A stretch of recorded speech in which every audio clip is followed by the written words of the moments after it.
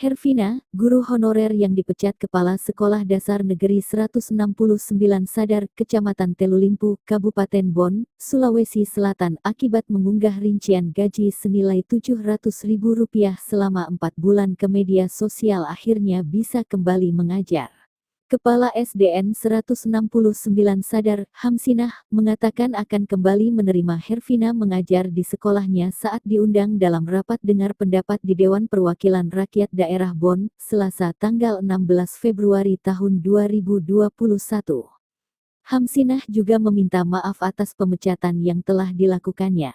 Hervina pun bersyukur bisa kembali mengajar di sekolah tempatnya mengabdi selama 16 tahun terakhir.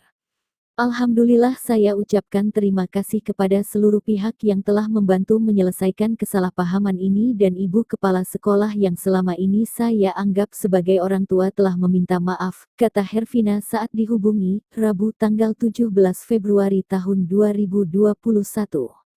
Sementara Kepala Dinas Pendidikan Kabupaten Bon, Andi Syamsiar Khalid, yang turut hadir dalam RDP tersebut menegaskan bahwa Hervina kembali mengajar di SD Negeri 169 Sadar. Dinas Pendidikan Bon juga akan memperbarui surat keputusan SK pengangkatan honorer Hervina yang telah berakhir pada 2020.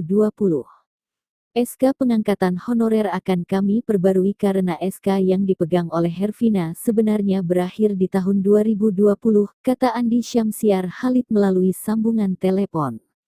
Sebelumnya diberitakan, kabar tentang Hervina, warga Dusun Lakariki, Desa Sadar, Kecamatan Telulimpu ini menjadi viral usai dipecat lantaran mengunggah rincian gaji di media sosial.